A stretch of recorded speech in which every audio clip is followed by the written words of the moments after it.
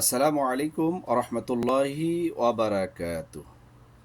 ইন্নাল হামদুলিল্লাহি কাফা ওয়া সালামুন আলা ইবাদিহিল্লাযীনা ইসতাফা আম্মা বা'দ। প্রশংসা মাত্র সেই মহান রব্বুল আলামিনের জন্য। আমরা তার প্রতি লক্ষ কোটি শুকরিয়া আদায় করি আলহামদুলিল্লাহ।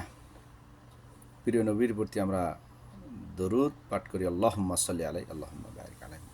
মহানবী হযরত মুহাম্মদুর রাসূলুল্লাহ সাল্লাল্লাহু আলাইহি সাল্লাম যাদেরকে জাহান্নামে দেখেছেন, এক, যে নারী সন্তানকে দুধ পান করায় না।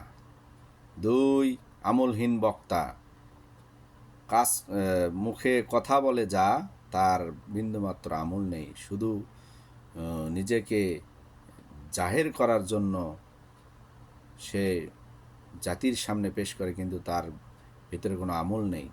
তিন, সুদখোর ব্যক্তি। চার, ব্যভিচারী নারী পুরুষ। পাঁচ, প্রাণীকে কষ্ট দিয়ে হত্যাকারী। ছয়, পরনিন্দাকারী। সাত, মিথ্যুক ও সুদর রটনাকারী। আট, নামাজে অলসতা ও কোরআন পরিত্যাগকারী।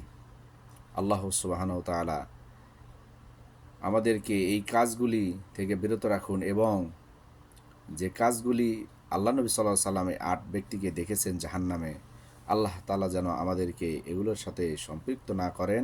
আল্লাহ তাআলা যেন আমাদেরকে ঈমান আমলের ওপর রেখে দ্বীন ও দাওয়াতি ইসলামী কাজ করার তৌফিক দান করেন, এবং আমাদের সকলকে, মুসলিম জাতিকে হেদায়েত রাখেন, এবং আমাদের সকলকে যেন এই আমলগুলি সঠিক আমল করার তৌফিক দান করেন।